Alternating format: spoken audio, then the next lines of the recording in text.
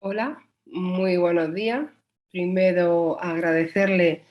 a la organización, perdón, agradecer a la organización del Congreso Latinoamericano y Peruano por volverme a invitar. Este es el segundo año consecutivo que les doy una ponencia.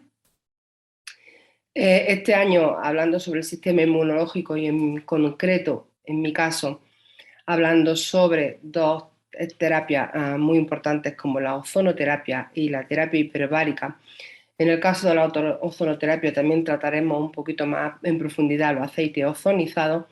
y, por supuesto, como hemos dicho, la medicina hiperbárica para la salud. Y en este año que, como hemos dicho, lo que se habla es del sistema inmune, cómo puede actuar con el sistema inmune favoreciendo la salud de nuestros pacientes. Perdón. Vamos a hablar primero de la ozonoterapia y qué es el ozono. El ozono es un gas que está compuesto por 3 átomos de oxígeno, es un gas, está en fase gaseosa y tiene un triángulo o forma un triángulo isósceles perfecto debido a los enlaces covalentes y no covalentes que se producen en la formación de este triátomo.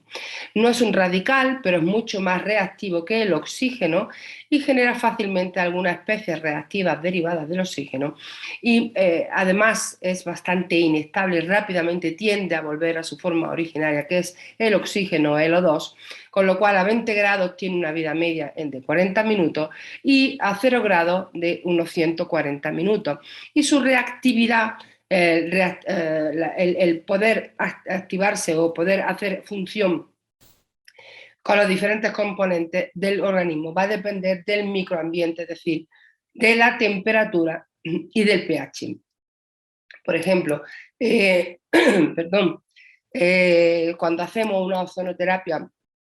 a nivel rectal, en el que ponemos el ozono, el gas, a nivel de la mucosa, porque es una mucosa, es decir, está perfectamente hidratada y además con una alta vascularización y una temperatura de 37 grados, va a haber una buena reactividad del ozono. Sin embargo, cuando ponemos el ozono en bolsa, en la piel va a estar menos hidratada, va a estar más seca, los capilares no van a estar tan expuestos en la piel, con lo cual la reactividad del ozono con la piel va a ser menor, o sea, va a depender de la temperatura, del pH, del grado de hidratación, etc.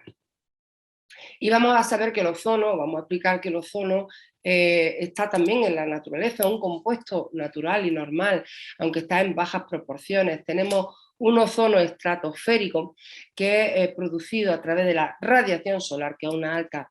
concentración de energía, y este ozono estratosférico es necesario en lo que se llama la capa de ozono porque nos va a proteger de las radiaciones ultravioletas, fundamentalmente de las beta, de las B, que son altamente mutagénicas y cancerígenas, con lo cual es un ozono que es necesario para mantener la vida en la Tierra. El problema es que con el aumento de la contaminación de compuestos de nitrógeno o de cloruro que van a ir disminuyendo esta capa de ozono, es verdad que cada vez vemos más enfermedades de tipo cáncer de piel, fundamentalmente melanoma, que se podrían ver hace unos cuantos años, cuando no había esta afectación tan importante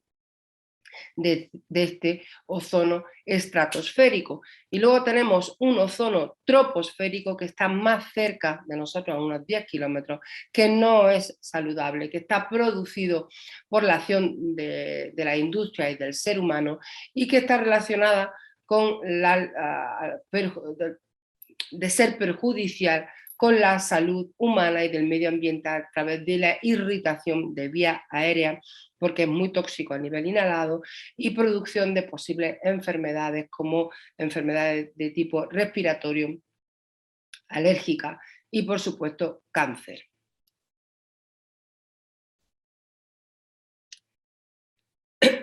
El método de obtención in vitro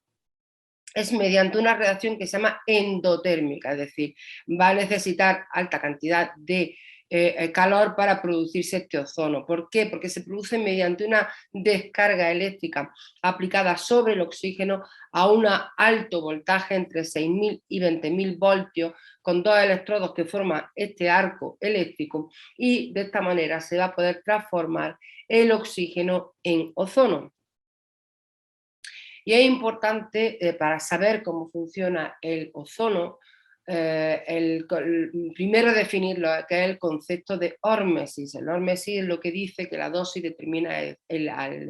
al veneno, es decir, son los diferentes procesos biológicos y moleculares que se ponen en marcha con el fin de compensar las alteraciones que se han producido y favorecer lo que es la homeostasis celular. Como tenemos aquí a la izquierda, tenemos un estímulo hormético con una dosis pequeña y también muy concreta en el tiempo, que es lo que se llama estímulo hormético, que favorece estos procesos biológicos, o este stiffness o este fitness, como veis aquí, mejora este fitness del sistema biológico hasta que se restablece esta homeostasis. Y a la izquierda, cuando ese estresor, que puede ser perfectamente el ozono, aumenta en el tiempo o aumenta en dosis, va a producir el efecto contrario, es decir, va a producir daño, y es lo que decíamos, que la dosis va a determinar al efecto, al veneno. Pues precisamente la ozonoterapia va a producir este efecto de fitness, este efecto de hormesis, para restablecer este estímulo mediante ese radical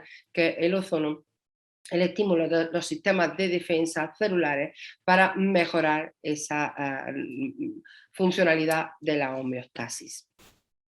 Y esto es lo que se llama la flexibilidad metabólica, esa capacidad continua de ese estrés en pequeñas dosis que va a favorecer esa buena forma, el estado de buena forma de estos procesos fisiológicos que tienen que estar atentos para compensar ese daño. Eso es lo que llamamos flexibilidad metabólica. ¿Y cuál es el mecanismo de acción? Bueno, sabemos que el ozono tiene una solubilidad en agua mucho mayor que el oxígeno, es decir, se va a disolver rápidamente en agua, o en este caso en plasma, hasta 10 veces más que el oxígeno, y va a reaccionar con diferentes sustancias biológicas, fundamentalmente aquellas que poseen dobles y triples enlaces. ¿Y cuáles son las más características? Pues los ácidos grasos poliinsaturados, como vemos aquí, que son los ácidos grasos de membrana, y los lipoproteínas del plasma, que van unidos fundamentalmente a la albúmina. También van a poder interactuar con proteínas, aminoácidos, moléculas del DNA y, por supuesto, residuos cisteínicos de diferentes proteínas que tienen también estos dobles enlaces y que van a ser capaces de producir alteraciones en la funcionalidad de estas proteínas, que en el caso del tratamiento de infecciones microbianas o vírica o de cualquier índole, nos van a ser muy positivos, porque van a alterar las estructuras y los receptores de estas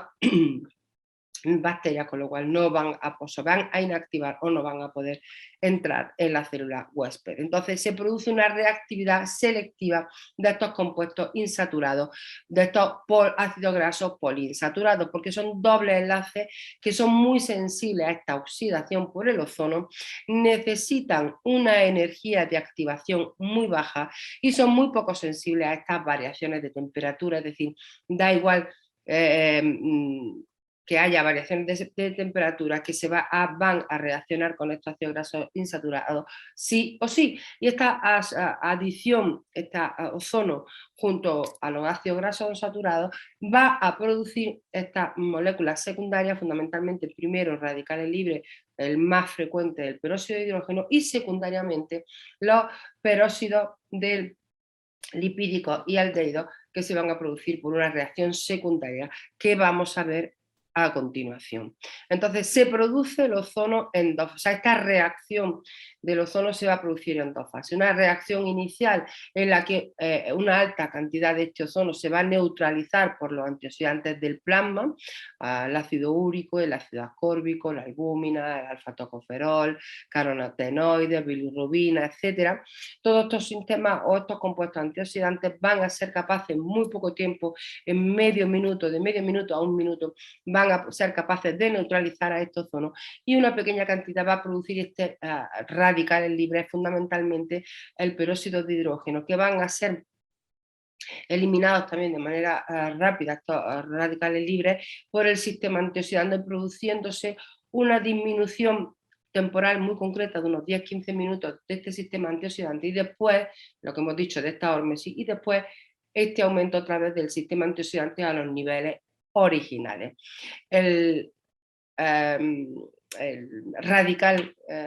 libre de oxígeno más frecuente que va a producir el peróxido de hidrógeno, y este peróxido de hidrógeno va a tener efectos de manera directa en las distintas células del organismo. Y no olvidemos que el peróxido de hidrógeno es una molécula señalizadora en el medio intracelular y que sin este peróxido de hidrógeno no existiría la vida. Es decir, no lo veamos como algo malo, como un radical libre, sino como una molécula de señalización muy importante, como vamos a ver a continuación. Y luego, después de esta reacción inicial con la producción de este peróxido de hidrógeno, se va a producir una reacción en cascada, que es lo que se llama esta lipoperoxidación, que es una reacción de encadena de diferentes radicales libres, en el que se va a producir una iniciación, una propagación y una terminación. Y la terminación es la producción de estos aldehídos, de estos peróxidos de ozono, como vemos aquí abajo,